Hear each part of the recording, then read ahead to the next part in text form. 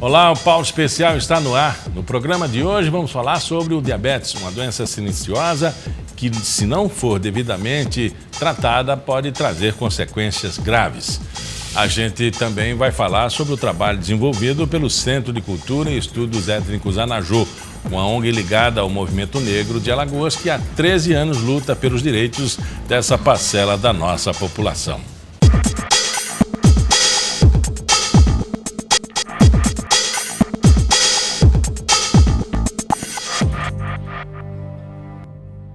A diabetes é uma doença silenciosa que não tem cura e que, se não for levada a sério, pode trazer muitas consequências.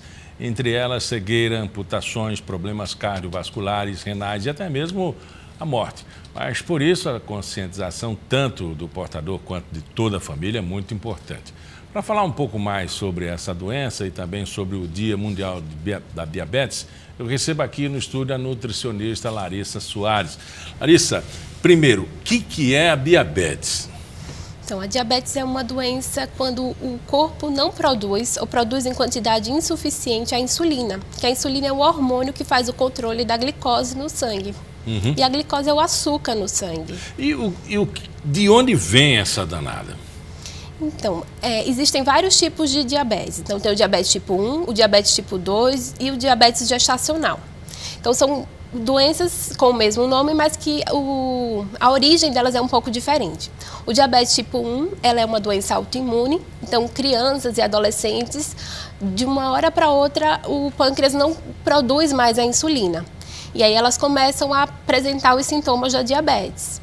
Então, a criança começa a sentir muita sede, a comer muito e, ao mesmo tempo, a perder peso, porque aquela comida não é aproveitada pelo organismo, porque não tem a insulina para fazer a absorção da glicose.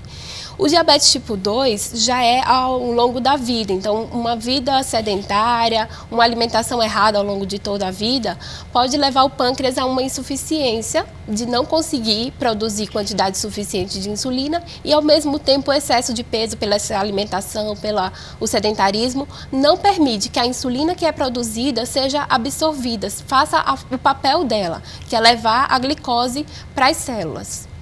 E a diabetes gestacional já é um outro caso em que uma mulher que não é diabética, mas que durante a gestação ela não consegue produzir a quantidade de insulina suficiente.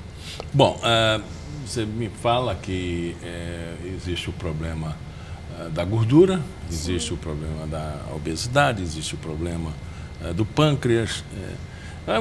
Vamos falar assim, se você entrar num regime, né, você cortar alguns alimentos, quais são esses alimentos que o diabetes precisa cortar? Então, a diabetes, o tipo 2, é uma doença genética, então tem que ter uma predisposição hereditária. Então, se tem alguém da família com diabetes, através de uma alimentação saudável, da prática de atividade física, você consegue prevenir para que ela não venha a se desenvolver. O diabetes tipo 1 já não tem mais essa opção, né? Já vem programado para o corpo desenvolvê-lo. Então, falando mais do diabetes tipo 2, uma alimentação saudável seria o ideal. Mas o que é essa alimentação saudável? A gente tenta fazer com que o paciente não deixe de comer nenhum alimento, tá? Todos os alimentos são permitidos, só que em quantidades adequadas para o seu organismo, para que ele não seja sobrecarregado na produção de insulina e que o que ele produza de insulina ou o hipoglicemiante que ele vai tomar seja suficiente para absorver essa glicose. Se ele tiver medicado, né, se encontrar a dose certa, ele pode ter uma qualidade de vida? Com certeza, e é isso que a gente tenta pregar, é que o paciente tenha essa qualidade de vida. E o que nada mais é do que uma alimentação saudável, a prática de atividade física, evitar o estresse, que é muito difícil nessa vida atual, né? Mas o estresse também é um fator que aumenta a glicemia. Só descobrir, né, que está diabético já é um estresse, né? Com certeza. Então, assim, não existe alimento proibido, não existe fruta proibida. Muitos pacientes chegam dizendo que nunca mais vão comer melancia. Na verdade, pode comer todas as frutas, só que não pode comer uma melancia inteira de uma vez, né? Eu costumo brincar com eles assim, né? Então, depende da porção que o seu organismo vai conseguir tolerar. E aí isso é acordado com o acompanhamento nutricional. E falam muito também da banana, né? Que ela... mas não tem problema nenhum, pode comer banana. Só não pode comer uma penca toda, mas 1 ou 2 bananas no lanche, tá tranquilo. Falam também que precisa comer alimento integral. Qual é a diferença do integral para o processado? O alimento integral é aquele que está na sua estrutura mais natural. Então, a gente fala do pão integral, do macarrão integral, da bolacha integral, porque eles são preparados com a farinha de trigo na sua forma íntegra, que preserva a casca. E essa casquinha, que é a fibra, ela não deixa que a glicose, que o açúcar dos alimentos seja absorvido. Então, o alimento está lá no sangue com a glicose, a fibra dá uma bloqueada e o excesso dessa glicose, digamos assim, ele é eliminado. Então, é por isso que ajuda no controle do diabetes. É uma opção, né, a fazer uso desses alimentos integrais, por causa da fibra. Tá? Muita gente chega no consultório e pergunta se pode comer gordura, se pode comer sarapatel, rabada, buchada, feijoada. No meu caso, eu atendo mais crianças, né? Mas aí... Ela não pode dizer, mamãe faz muita feijoada. Pois é, pode comer, a gente evita o termo proibir ou não comer nunca mais, né? Mas que isso não seja uma rotina. Que seja consumido eventualmente uma vez por mês ou até uma vez por ano, para não deixar de comer aquela comida que o paciente tanto gosta, mas que não seja rotina, porque a gente sabe que a qualidade da gordura desses alimentos não é muito saudável e que pode ter consequências. O excesso de gordura vai impedir que a insulina atue e até o efeito da medicação não seja suficiente. Então tem que aumentar as dosagens, então não é saudável. Bom, quando a pessoa chega já numa taxa muito alta, né?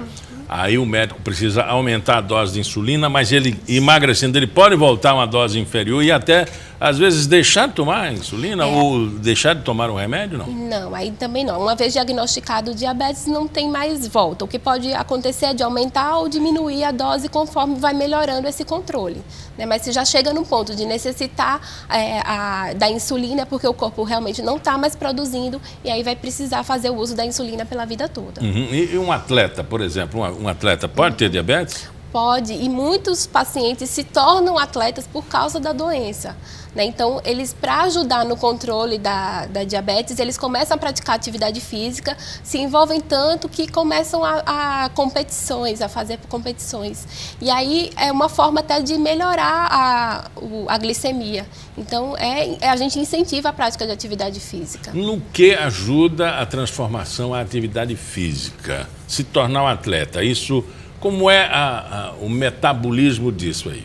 A prática de atividade física faz com que a glicemia ela seja melhor controlada. Então, assim, o que é que acontece? Quando a gente se alimenta, os alimentos são digeridos e dentro do nosso organismo eles se transformam em glicose, tá? Uma boa parte dos alimentos se transforma em glicose. Então, se não tem insulina no corpo, no caso dos diabéticos, a glicose fica circulando no sangue e aí o que acontece? Quando a prática de atividade física favorece com que a insulina tenha um efeito melhor, absorva melhor essa glicose. Tá? Então, para quem toma insulina, pode precisar diminuir a quantidade de insulina ou até mesmo nem tomar antes da prática de atividade física, porque senão tem um outro efeito que é a hipoglicemia, baixa tanto que vai até deixar de tomar a insulina. Ou então, ela, quando toma hipoglicemia antioral ou algum outro tipo de medicamento, ele vai melhorar a permeabilidade dessa insulina, dessa glicose dentro do sangue. Vamos falar agora, por exemplo, da escolha, né? A senhora falou agora há pouco que qualquer alimento a gente pode comer, né? O diabético pode comer. Feijão de corda e feijoada. Que é o diabético deve optar. Os dois são feijão, né? O problema do feijão de corda é que ele tá lá só o feijãozinho, mas a feijoada ela vem completa com seus acessórios, né? Então tem a carne de porco, tem linguiça, então tem outros alimentos que vão agregar mais gordura para ele. Esse vai levar a gordura, a feijoada, e vai atrapalhar o processo do trabalho de digestão. Isso. O que é que acontece? A glicemia, quando a gente come, a glicemia se eleva, né? No caso da feijoada, como a gordura, ela vai demorar a ser digerida, então ela só vai aumentar a glicemia 2, 3 horas depois que a gente come. Então tem um pico de glicemia agora e depois 3, 4 horas depois vai ter um outro pico e aí o paciente não sabe o que é, mas foi a feijoada que ele comeu anteriormente. Então a gordura atrapalha o tratamento, atrapalha o trabalho da insulina. Sim. E ainda traz gordura que vai ser transformada em açúcar mais tarde. Também, exatamente. Nossa. Pão normal com pão integral. Qual a diferença dos dois no trabalho dentro do metabolismo do diabético? O pão integral, ele contém a fibra, como eu havia falado, o trigo integral, ele tem aquela casca que vai impedir que a glicose, essa casca do trigo, ele não é digerida, então ela vai ficar lá no sangue e vai impedir que a glicose seja absorvida. No pão branco, que a gente fala, a farinha é branca, então ela perde essa capinha da casca que vai ser absorvido mais rapidamente. Então, se for escolher, é melhor o integral. Mas em relação à quantidade de carboidrato, os dois têm praticamente a mesma quantidade de carboidrato. Vamos falar de macarrão e cerveja. Aí é difícil essa comparação. Pizza, não vamos colocar eles tudo num bolo, né? Vamos dizer que alimentos prejudiciais ao diabético, né? Cerveja, macarrão e a pizza. O macarrão e a pizza não são prejudiciais, tá? Eles podem ser consumidos, mas de uma forma controlada. O macarrão pode ser... Não comer um macarrão inteiro, Isso, a lasanha, uma macarronada toda. Mas assim, trocar o macarrão pelo arroz. Então hoje eu não vou comer arroz, eu vou comer uma porção de macarrão. O arroz integral. Não tem problema, pode ser o arroz normal, mas... Porque o álcool é prejudicial ao diabetes? O álcool, porque ele é prejudicial para as doenças crônicas em geral, né? Mas essa gordura, a caloria do álcool, ela se transforma em mais glicose no sangue. E aí ela faz a descompensação de toda a doença. Então, era uma caloria que ela não deveria estar ali presente e o álcool fica circulando na corrente sanguínea, eleva a glicemia e aí prejudica mais o metabolismo. Tem bebida que é menos prejudicial? Por exemplo, cerveja, uísque, vinho. Não entraria, não teria uma regra, né? Todas contêm álcool, todas atrapalham o metabolismo da glicemia. A taça de vinho que ajuda na circulação e na questão coronária, essa está proibida? Não totalmente proibida, mas talvez o consumo controlado, pelo menos uma taça por dia, como é recomendado para a prevenção de doenças cardiovasculares. Por que a família é importante no tratamento? Então, a diabetes não é uma doença fácil, né? Então, ela envolve um tratamento diário, uma boa adesão a esse tratamento. Dependendo do caso das crianças, tem que tomar insulina todos os dias e essa insulina é aplicada com seringas, então é um processo doloroso e às vezes até traumático, né? De uma hora para outra começar a tomar uma injeção todos os dias e a furar o dedo também, que é para o controle da glicemia, precisa fazer essa pontinha do dedo, verificar através de uma gota de sangue quanto que está a glicemia. Então, para as crianças acaba sendo um pouco assustador e para as mães, para os pais também, né? Uma doença que até então era conhecida como de adulto, aparecer em uma criança. E aí, quando é o adulto, ele precisa também ter o compromisso de tomar a medicação todos os dias e algumas vezes também tomar insulina. Então, todo mundo tem que funcionar como uma rede de apoio para incentivar. Até pela mudança de estilo de vida, vai ter que modificar a alimentação, vai ter que melhorar a prática de atividade física, então envolve todo mundo. Conversamos com a Larissa Soares, nutricionista do Hospital Universitário. Muito obrigado pela entrevista. Obrigada. No próximo bloco, você vai conhecer um pouco do trabalho realizado pela Anajô, uma ONG que há 13 anos luta pelos direitos e inclusão do povo negro aqui em Alagoas. Até já.